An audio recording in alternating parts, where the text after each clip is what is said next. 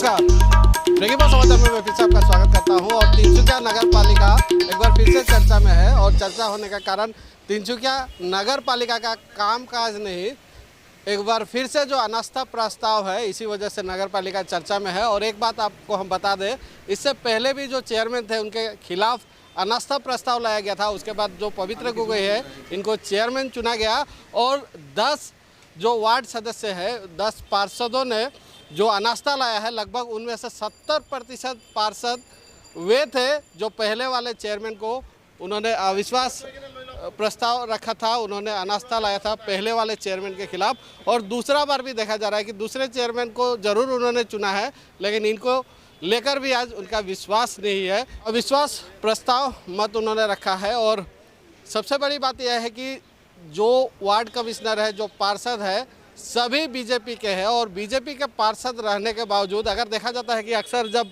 गठबंधन की सरकार होती है तो ज़्यादातर अगर लोकसभा निर्वाचन की बात कहें तो गठबंधन की सरकार होती है तो अलग अलग पार्टियों को जोड़कर अगर सरकार बनाई जाती है तो खींचतान होता है या इस तरह का सरकार में तोड़ मरोड़ होता है। लेकिन सिर्फ बीजेपी के पार्षद होने के बावजूद आज इनमें जिस तरह की परिस्थिति है, एक चीज़ लोगों में शक का माहौल है कि कहीं व्यर्थता को छिपाने के लिए इस तरह का बार बार माहौल तो बनाया नहीं जा रहा, या फिर क्या इसी तरह जो है चेयरमैन चुने जाएंगे। 15 वार्ड कमिश्नर होते हैं, क्या 5 सालों में 15 चेयरमैन यहाँ चुने जाएंगे इस तरह की परिस्थिति रही तो। और सीधे मैं असम जातीयतावादी युवा छात्र परिषद के जो उपसभापति है, उपाध्यक्ष है असम के, तो मैं उनके पास जाऊंगा। केंद्रीय उपाध्यक्ष कौन गोगोई, मैं आपसे जान लेना चाहूँगा, जिस तरह की परिस्थिति हो रही है शायद विश्व रिकॉर्ड होगा, आने वाले 5 सालों में शायद 15 वार्ड के 15 चेयरमैन बन जाएंगे अगर इसी तरह का परिस्थिति रहा।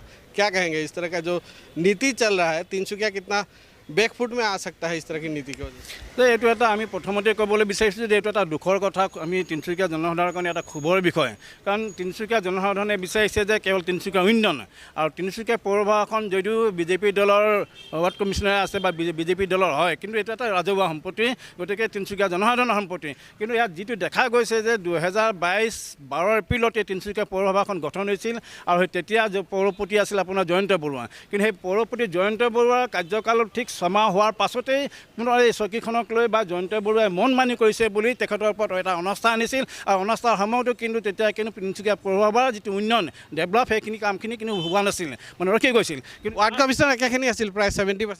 একেখিনি গোটেইখিনি একেখিনি আছিল। সেইকাৰণে আচৰিত হৈছোঁ যে পুনৰ পবিত্ৰ গগৈ যেতিয়া পৌৰপতি, জয়ন্ত বৰুৱাৰ পিছত যেতিয়া পৌৰপতি পবিত্ৰ গগৈ হয়, কিন্তু সেই পবিত্ৰ গগৈ আজি তাৰিখত 1.5 বছৰ হৈ গ'ল, আজি পুনৰবাৰ তেখেতৰ ওপৰত তেখেতে মন মানি কৰিছে বুলি বা তেখেতৰ কামত সন্তুষ্ট নহয় আজি তিনচুকীয়া 10জনকৈ ৱাৰ্ড কমিশ্যনাৰে তেখেতৰ ওপৰত অনাস্থা আনিছে। আৰু অনাস্থা আনি আজি তিনচুকীয়া পৌৰসভাৰ কাম কাজত অসহযোগ কৰিছে। কিন্তু আমি এটা কথা মন কৰিছোঁ যে তিনচুকীয়া জনসাধাৰণ হিচাপে বা অসম জাতীয়তাবাদী যুৱ ছাত্ৰ পৰিষদৰ এজন বিষয় ভাবিছে যে তেখেতসকলে নিজৰ দল আছে, নিজৰ পৌৰসভা আছে, গতিকে তেখেতসকলে নিজৰ কথাবোৰ বা ইণ্টাৰনেল মেটাৰবোৰ তেখেতসকলে নিজৰ ভিতৰতে আলোচনা নকৰি ৰাইজৰ ফালে ৰাজহুৱাভাৱে তেখেতসকলে ঠেলি দিছে আৰু অসহযোগ কৰি কিনে আজি অফিচৰ অৱস্থাত আজি শুকুৰবাৰ হৈছে, আজি ফ্ৰাইডে হৈছে, আজি ফ্ৰাইডে তিনচুকীয়া পৌৰসভাৰ কাৰ্যালয়ত কিন্তু মানুহ থাকিব লাগিছিল, কিন্তু আজি মানুহ ইয়াত চাওক যেনিবা ছানডে বা ছেটাৰডে এনেকুৱা ধৰণৰ পৰিস্থিতি হৈছে। কাৰণ ইয়াত আজি ৱাৰ্ড কমিশ্যনাৰসকল নাই, তাৰমানে ৱাৰ্ড কমিশ্যনাৰসকল নাই, যেতিয়া কামৰ কোনো খতিয়ান নাই, ডেভেলপ নাই,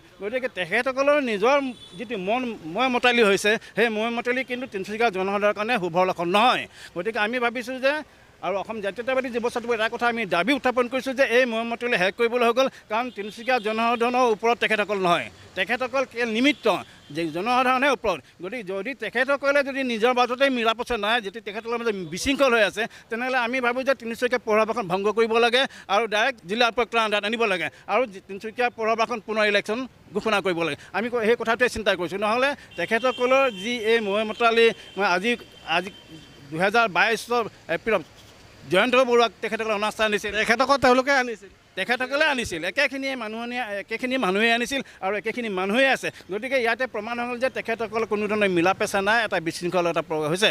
আৰু যদি দলৰ মাজত বা তিনিচুকীয়া পৌৰসভাৰ মাজত যদি বিশৃংখল হৈ থাকে, তেনেদৰে তিনিচুকীয়া চহৰখনৰ এটা বিশৃংখল পৰিৱেশ সৃষ্টি হ'ব। গতিকে আমি সেইকাৰণে কৰিছোঁ যে আজি সৰ্বানন্দ সোণোৱাল আহিছে, তেখেতো ইয়াত কাৰ্যভাৰ গ্ৰহণ কৰিছে নতুনকৈ। আমাৰ লোকেল আমাৰ স্থানীয় MLA আছে চন্দ্ৰকিত আছে, আমি তেখেতসকলক আমি আহ্বান জনাইছোঁ যে আপোনালোকৰ নিজৰ দলৰ যিখন পৌৰসভা, এই পৌৰসভাৰ যিটো স্থিতি, সেই স্থিতি অতি সোনকালে শুধৰাই লওক আৰু তিনিচুকীয়া জনসাধাৰণৰ কাম কাজখিনি আগবঢ়াই নিবৰ কাৰণে এই মৈমতলিখিনি শেষ কৰক। এটা কথা আমি এটা স্পষ্ট কৰিছোঁ যে আমি যিহেতু আমি নন পলিটিকেল দলৰ হয়, আমি BJP দলৰ নহয়। গতিকে আজি সৰ্বানন্দ সোণোৱাল আৰু হিমন্ত বিশ্বৰ মাজত কি হৈ আছে সেইটো তেখেতসকলৰ মেটাৰ। আৰু এইটো কথা ঠিক যে তেখেতে ইয়াত প্ৰধান সদস্য লোৱাৰ পাছতেই কিন্তু এই বিশৃংখলাটো সৃষ্টি হৈছে আৰু অনাস্থা প্ৰস্তাৱটো আহিছে। গতিকে আমি এটা কথাই জানো যে ইতিমধ্যে হিমন্ত বিশ্ব শৰ্মাই কিন্তু 15 জুলাইত এটা নিৰ্দেশনা প্ৰেৰণ কৰিছিল তেখেতসকলৰ পৌৰসভালৈ যে কোনো পৌৰপতিৰ এগেইনষ্টত অনাস্থা আনিব নোৱাৰিব। গতিকে সেই হিমন্ত বিশ্ব শৰ্মাৰ নিৰ্দেশনাৰ পাছতো যিহেতু তিনিচুকীয়াত আজি এইটো অৱস্থা হ'ল, তেনেহ'লে আমি এইটো মানে অনুভৱ কৰিছোঁ যে হিমন্ত বিশ্ব শৰ্মাৰ তিনিচুকীয়াত কোনো স্থিতি নাই। গতিকে এইটো এটা দুখৰ কথা যে এফালে সৰ্বানন্দ, এফালে যদি হিমন্ত বিশ্ব শৰ্মা থাকে, তেনেহ'লে তিনিচুকীয়াৰ কামখিনি অন্তত আমি তিনিচুকীয়াৰ জনসাধাৰণ আমি পিছ পৰি থাকিম। গতিকে সেয়ে তেখেতসকলৰ সমস্যাবোৰ তেখেতসকলে নিজৰ কোঠাত তেখেতসকলে বা নিজৰ কেবিনত তেখেতসকলে সেইখিনি ঠিক কৰক। কিন্তু তিনিচুকীয়া জনসাধাৰণৰ যিখিনি কাম কাজ, সেই কাম কাজখিনি চলাই যাবৰ কাৰণে এই যিটো অনাস্থা আনিছে বা যিটো অসহযোগ আনিছে পৌৰসভাৰ পৌৰপতিৰ ওপৰত বা ৱাৰ্ড কমিশ্যনাৰসকলে, সেই গোটেই কথাখিনি বিশৃংখলাখিনি এক শৃংখলাবদ্ধলৈ আনক আৰু শৃংখলাবদ্ধভাৱে আনি তিনিচুকীয়া জনসাধাৰণৰ উন্নয়নৰ কামত তেখেতসকলে অগ্ৰসৰ হওক। जो पूरा प्रक्रिया होता है जो नगर पालिका का, पब्लिक जो है पार्षद चुनते हैं और पार्षद जो है चेयरमैन को चुनते हैं। पब्लिक ने पार्षद पर भरोसा किया, उन्हें निर्वाचित किया, और पार्षदों ने जो है पहले चेयरमैन पर भरोसा किया, उन्हें निर्वाचित किया, फिर उनका भरोसा टूट गया, दूसरे बार फिर से निर्वाचित किया, फिर से भरोसा टूटने का जो बात आ रहा है। अब तीसरी बार भी वो चुन के लाएंगे, ऐसा आपको क्या लगता है कि इनको भी वो कॉन्फिडेंस में ले सकते हैं या उस तरह का माहौल बन सकता है, आपको लगता है? এতিয়া চাওক, 2022 চনৰ 12 এপ্ৰিলত তিনিচুকীয়া পৌৰসভাখন গঠন হৈছিল আৰু সেই 2022 চনৰ 12 এপ্ৰিলৰ পিছত 6 মাহ হৈ যোৱাৰ পাছতে জয়ন্ত বৰুৱাৰ ওপৰত তেখেতসকলে অনাস্থা আনিছিল। আজি 1.5 বছৰ হ'ল পবিত্ৰ গগৈৰ ওপৰত অনাস্থা আনিছে। এতিয়া এই তিনিচুকীয়া পৌৰসভাখনৰ এই কামখিনিয়ে, এই মৈমতলিয়ে এই অনাস্থা যে যিটো অনাস্থা আনি আছে, এইটো এটা তিনিচুকীয়া জনসাধাৰণৰ কাৰণে বা আমি এতিয়া বিশ্বাস কৰিবলৈ টান পাইছোঁ যে আজি যদি পবিত্ৰ গগৈ নাথাকি কিনে যদি কোনোবা এজন মানুহ হয় তেখেতৰ ওপৰতো যাতে যে অনাস্থা নাহিব, সেইটো আমি এটা সন্দেহ প্ৰকাশ কৰিছোঁ। গতিকে এটা বহুত দুখৰ কথা, এইটো এটা লজ্জিত কথা তিনিচুকীয়াবাসীৰ কাৰণে এটা চিন্তনীয় বিষয় যে এই যিটো অনাস্থা যাতে জনসাধাৰণে তেখেতসকলৰ ওপৰত যাতে অনাস্থা আনিব নানে, সেই কথাখিনি তেখেতসকলে চিন্তা কৰিব লাগে। আজি ৱাৰ্ড কমিশ্যনে পৌৰপতিৰ ওপৰত অনাস্থা আনিছে, কিন্তু ইয়াৰ পাছত যদি জনসাধাৰণে বিতুষ্ট হৈ ৱাৰ্ড কমিশ্যনাৰসকলৰ ওপৰত যাতে অনাস্থা নানে, তেখেতসকলে তাতে সতৰ্ক হ'ব লাগে। গতিকে মই ভাবোঁ যে এই গোটেইখিনি বিশৃংখলাখিনি ইতিমধ্যে শেষ হ'ব লাগে আৰু এটা শৃংখলাবদ্ধভাৱে তেখেতসকলে আগবাঢ়িব লাগে আৰু তিনিচুকীয়া জনসাধাৰণৰ কাৰণে কামখিনি কৰিব লাগে। আপুনি যিহেতু এগৰাকী নন পলিটিকেল নেতা, নন পলিটিকেল অৰ্গেনাইজাৰ, কিন্তু এটা পলিটিকেল অৰ্গেনাইজেশ্যনৰ কাৰণে আজি BJPৰ কাৰণে শুভ লক্ষণ হয়নে যদি তেওঁলোকৰ ইয়াত ৱাৰ্ড কমিশ্যনাৰ থকা পাছত 100% তেওঁলোকৰ ৱাৰ্ড কমিশ্যনাৰ যদি আজি ডেটত আমি চাওঁ থকা পাছতো যদি এইদৰে অৱস্থা হয়, BJPৰ প্ৰতি ৰাইজৰ কিমান বিশ্বাস থাকিব বুলি ভাবে আপুনি? চাওক, এটা কথা কিন্তু কি, এইটো এটা বহুত হাইলাইট হৈ আছিলে যে মানে ভাৰতবৰ্ষত BJP এটা বৃহৎ দল হিচাপে এটা হাইলাইট হৈ আছে আৰু এই BJP দলটো এটা ভাৰতৰ ভিতৰত এটা শৃংখলাবদ্ধ দল বুলি এটা তেখেতসকলে হাইলাইট হৈ আছিলে। কিন্তু আজি এই তিনিচুকীয়াৰ যিটো পৰিস্থিতি বা আৰু ক'ৰবাত হৈছে যে এই যিটো বিশৃংখলাটো সৃষ্টি হৈছে, ইয়াত শৃংখলাবদ্ধতা বুলি কোনো কথাটো নাই। কাৰণ তেখেতসকলে নিজে কৈ আছিলে যে আমি এটা শৃংখলাবদ্ধ দল, বাকী অপজিশ্যন পাৰ্টিবোৰৰ কোনো দল মানে ভেলু নাই। কিন্তু এতিয়া যিটো দেখা গৈছে ইয়াততো শৃংখলাটো নাই। গতিকে এইটো এটা বিশৃংখলাৰ দল হিচাপেহে এতিয়া চিহ্নিত হৈছে। কিহৰ বাবে হ'ব পাৰে যে যি অনাস্থা তেওঁলোকে আনিছে? একচুৱেলি মূল কাৰণ তেওঁলোকে বিশ্বাস নাই বুলি কৈছে বা কপাৰেট কৰা নাই চেয়াৰমেনে কৈছে, কিন্তু আপুনি কি পাইছে একচুৱেলি মূল কাৰণ কি হ'ব পাৰে? তাকেই কথাটো, কাৰণ জয়ন্ত বৰুৱাৰ ওপৰত তেখেতসকলে অভিযোগ আনিছিল যে মৈমতলি কৰে বুলি, মানে কাৰো কথা নুশুনে মৈমতলি কৰে। কিন্তু এতিয়াও যিটো অভিযোগ দেখিছোঁ যে পবিত্ৰ গগৈ মৈমতলি কৰে, কাৰো কথা নুশুনে। তাৰমানে কথাটো কি হৈছে, আমি জনসাধাৰণে বুজি পাবলৈ অসুবিধা পাইছোঁ। এতিয়া জনসাধাৰণে এইটোৱে বুজিছে যে জয়ন্ত বৰুৱাক উফৰাই পবিত্ৰ গগৈ আহিলে, এতিয়া পবিত্ৰ গগৈক উফৰাই কেনে আৰু কোনোবা এজন আহক। মানে এই কথাখিনি এতিয়া ৱাৰ্ড কমিশ্যনৰ মাজতে খেলখিনি চলি আছে আৰু গিনিপিক হৈছে তিনিচুকীয়াৰ নাগৰিক। NSY के भी नेता है, मैं अपना सत আহিম আৰু কি ক'ব যি ধৰে বিজেপিৰ যি ৰাজনীতি তেওঁলোকে শৃংখলাবদ্ধ ৰাজনীতি কৰে বা নানা ধৰণৰ উদাহৰণ তেওঁলোকে দিয়ে, কি ভাবে ইয়াক এক্সাম্পল কি দিব? মানে বিজেপিয়ে সততে কৈ ফুৰে যে বিজেপি হৈছে এটা শৃংখলাবদ্ধ ৰাজনৈতিক দল, তেখেতসকলে আমাক কংগ্ৰেছক তেখেতসকলে আমাক উপলুঙা কৰে। কিন্তু তেখেতসকলক আমি এটা কথা ক'ব বিচাৰিছোঁ যে বিজেপিতকৈ ভাৰতীয় জাতীয় কংগ্ৰেছ বহুত শৃংখলাবদ্ধ এটা ৰাজনৈতিক দল। তেখেতসকলৰ যি তিনিচুকীয়া পৌৰসভাৰ সকলো ৱাৰ্ড কমিশ্যনাৰ পৌৰপতি তেখেতসকলৰ বিজেপিৰ নিজৰ, কিন্তু যোৱাকালিয়ে তেখেতসকলে অনাস্থা প্ৰস্তাৱ গ্ৰহণ কৰিলে 10জন আমাৰ ৱাৰ্ড কমিশ্যনাৰে। কিন্তু তেখেতসকলে এতিয়ালৈকে কিয় আপোনালোকৰ সংবাদ মাধ্যমৰ আগত আহি তেখেতসকলে কিয় ক'ব পৰা নাই যে আমি কিয় অনাস্থা প্ৰস্তাৱ গ্ৰহণ কৰিছোঁ? এইটো অতি দুৰ্ভাগ্যজনক কথা। নেক্সট, যদি তেখেতসকলে যদি দলৰ পৰা বহিষ্কাৰ হোৱা ভয়ত যদি তেখেতসকলে সংবাদ মাধ্যমৰ আগত তেখেতসকলে মুখ খোলা নাই, তেন্তে আমি কংগ্ৰেছ দললৈ তেখেতসকলক স্বাগতম জনাইছোঁ। তেখেতসকলে আহক, পুনৰ নিৰ্বাচন হওক, আৰু সেই পুনৰ নিৰ্বাচনত তেখেতসকলে পাৱাৰত আহক। তো এটা কথা ক'ব বিচাৰিছোঁ, বাৰম্বাৰ যদি এনেধৰণে যদি অনাস্থা প্ৰস্তাৱ তেখেতসকলে গ্ৰহণ কৰি কি প্ৰমাণ কৰিব বিচাৰিছে?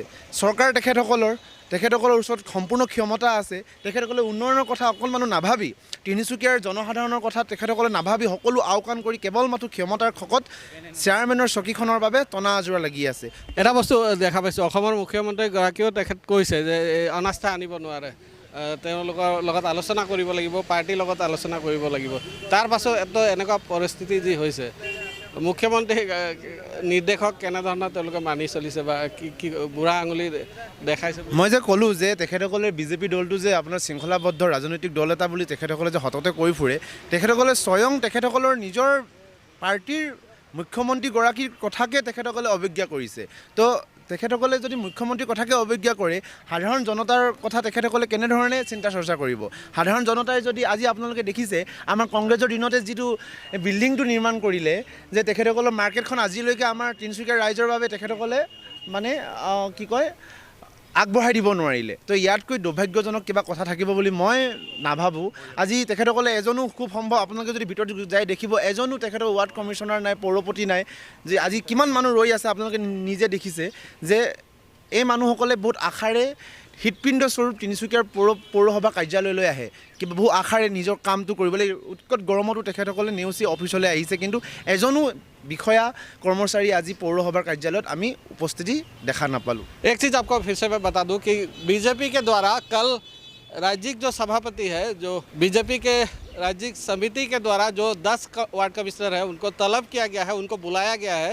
তেখেতসকলৰ CMA যিহেতু 15 জিলাত ঘোষণা কৰিছিল যে কোনো পৌৰসভাত কোনো অনাস্থা নিব নোৱাৰিব। তাৰমানে কি অনাস্থা মানে কি, যাতে কোনো ধৰণৰ অৰাজকতা সৃষ্টি নহয়, তাৰ কাৰণে CMA এটা নিৰ্দেশনা দিছিল। এতিয়া সেই নিৰ্দেশনাৰ পৰিপ্ৰেক্ষিতত এতিয়া তেখেতসকলে কি ডিচিশ্যন লয় সেইটো তেখেতসকলে ইণ্টাৰনেল মেটাৰ। কিন্তু আমাৰ কথাটো হ'ল যে তিনিচুকীয়া জনসাধাৰণক নাগৰিকক গিনিপিক সজাব নোৱাৰে। তেখেতসকলৰ নিজৰ স্বাৰ্থত তেখেতসকলে যিখিনি কৰি আছে সেইটো কিন্তু আমি গ্ৰহণযোগ্য বুলি নকওঁ।